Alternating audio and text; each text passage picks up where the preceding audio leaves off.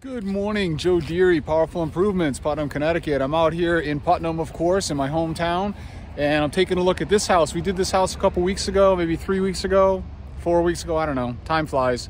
But I'm getting an after picture on this roof. It looks fantastic. This was a wet and forget, of course, and I'm gonna get a quick after picture, and then we'll go back through and find the before picture, and I'll link it in here somewhere.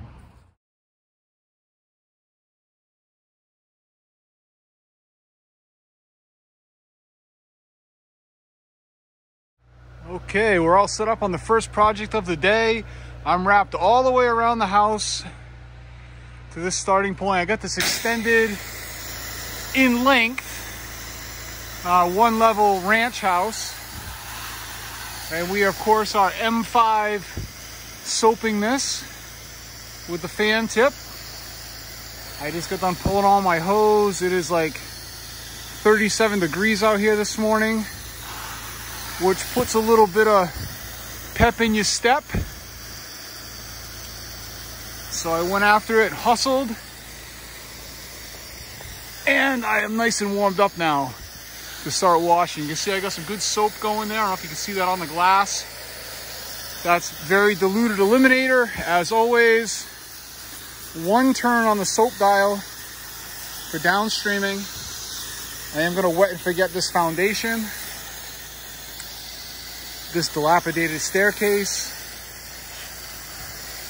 and we're gonna get this cranked. All right, so whenever it's this cold out, we know we gotta increase our dwell time. So I am all the way back around here, soaping the fourth side. I don't know if you can see my overspray on the corner there from where I started. But I'm soaping everything, this entire building, before I rinse, so that everything gets a nice long dwell. We seem to be reacting pretty well, pretty quickly. So twice around on the building and we'll be done. Like I say, we're just soaping this last side, then I'm gonna go back to my starting point and rinse back to here and call it done. Okay, I'm back over here on the last side to rinse. It's been dwelling this whole time, maybe 20 minutes. It took me to get around the house with the rinse, and we're looking great. I will have been here, by the time I'm done rinsing this, take me probably 5 minutes to rinse this whole side. Disconnect my water, wrap up my truck. I'll be out of here in like 10 minutes. And this project took me just a hair under an hour. So I don't know how I can go much faster, or if I need to go much faster. My 6 gallon per minute machine is a residential house washing beast. I don't even know if you're gonna get, how much faster are you gonna get with an 8 gallon per minute? I don't know. 5 minutes? How much time could you possibly save? I don't know. To justify the cost of an 8 gallon, and then how do I carry more water, etc.? I don't know. I guess that's what I gotta figure out. If I could shave off 5-10 minutes on 4 or 5 jobs a day, maybe that saves me half hour a day. At the end of the week, maybe it saves me an hour or 2 and adds another house wash in per week for me, or takes me less effort. I don't know. I just don't know. All right, I'm out here set up on the next project. I got this contemporary cape. It's pretty good size. You can't see it all the way around here. I got the rig set up here. Hoses pulled all the way around to the back. I just fired up the machine. This one is a result of my doing that one earlier this summer, which resulted in my doing that one a few weeks ago, which now got me this one. So the yard signs work. All right, we are on the back side of this contemporary cape here, and I got to get up onto that deck, and I'll be going through that breezeway when I get to the front to get up there. So I'm only going to wash from this chimney side right here, so I have a stopping point all the way around the back to the driveway where the truck is, and then when I get to the front, I'll scoot through there. This is the dirtiest area, and we've been M5 soaping for a minute back here. And we got some lichen built up on the siding. It seems like it's gonna come off pretty easily. I think, you know, a 10-15 minute dwell, and we should be able to rinse nice and easy.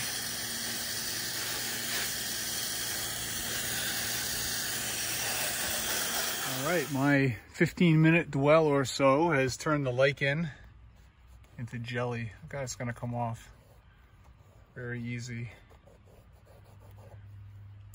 Here we go. There we go.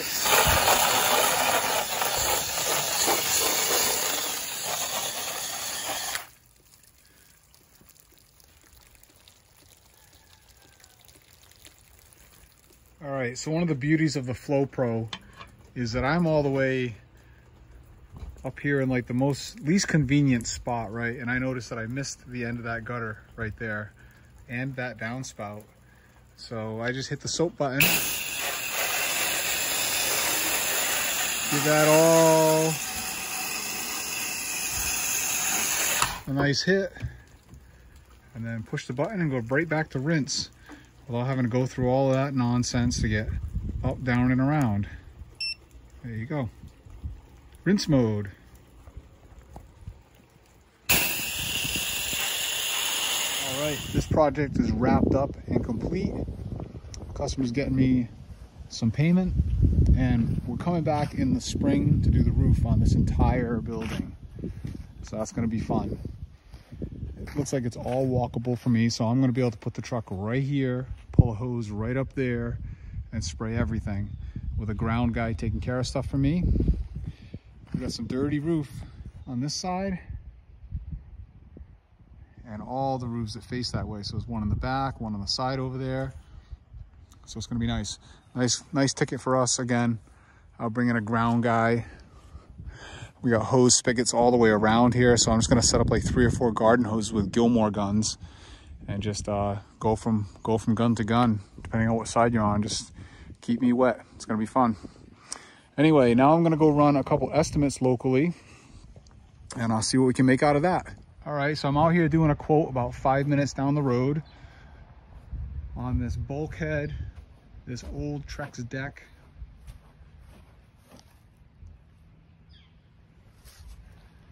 This is gonna be nice. It's gonna clean up, that's gonna clean up beautiful. That'll be a really cool before and after photo for me.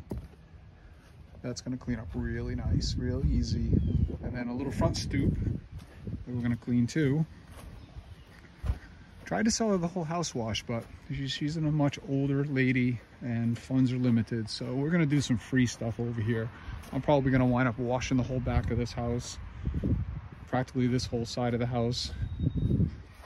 Truth of it is I'm probably gonna wash the whole friggin' house for the price I've quoted her just to do these decks. Someone's been here before, as you can see. So we've made note of that. We talked about that. Somebody scribbled all over the floor up here too. We're not scribbling on stuff. We certainly can't fix that though. I'm not gonna be able to feather that in. So video is also to take note of what we're doing. Now I'm gonna do one more quote. All right, I'm back at home all wrapped up.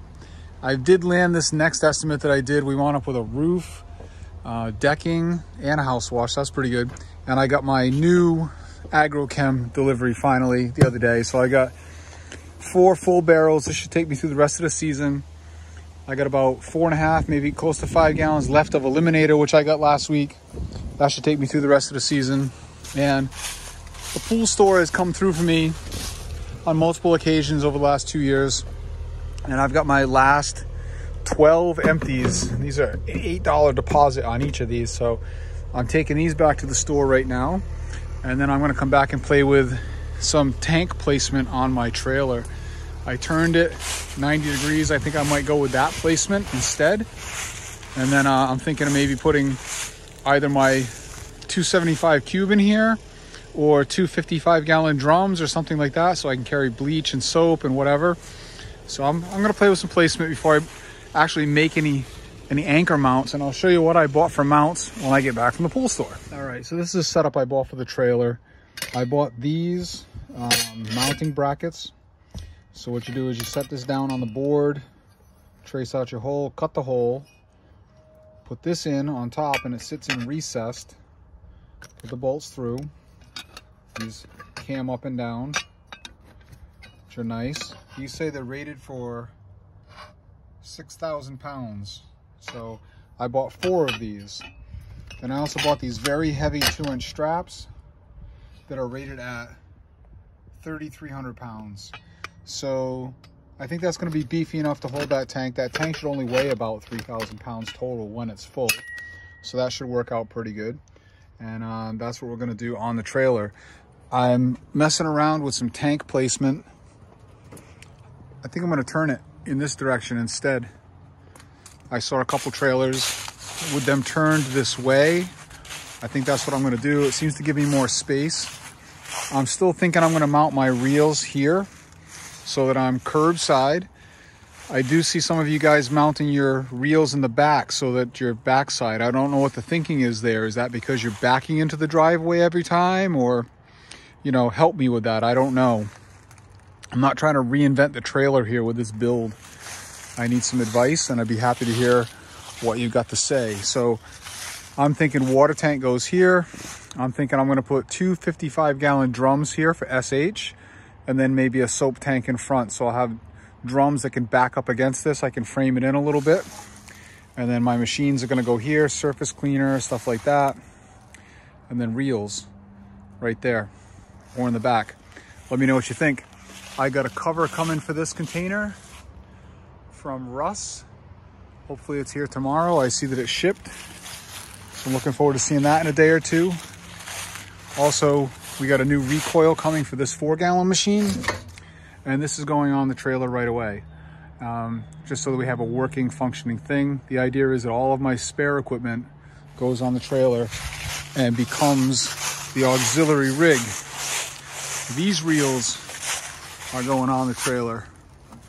I got this GP reel, and then in my barn, tucked way out back, all sorts of crap in here.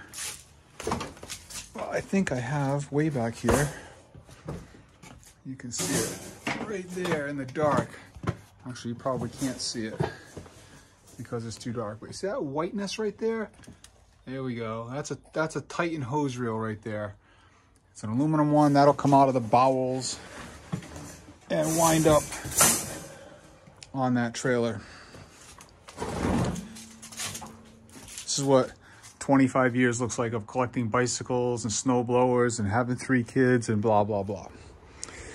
So as these 2 empty, these become my, those are going to become my SH tanks for that. And then back here, I've got a few more tanks. So we're going to do something else with a soap tank. I'm thinking maybe this one will become the soap tank. That might wind up on there. I don't know. We'll see. This one I'm thinking about taking out of the cage and using just the bladder as the buffer tank in my truck. I think I'm going to try to fit that into the bed of the truck. When I take those hose reels off the rail over there, that's going to give me room to put my machine up on the rail, which frees up all sorts of bed space. So thinking about what to do next. You guys enjoy the rest of your weekend. I'm out. That's it for me for the day. And we'll catch you again on Monday. I'm taking the weekend off to hang with the family. Enjoy.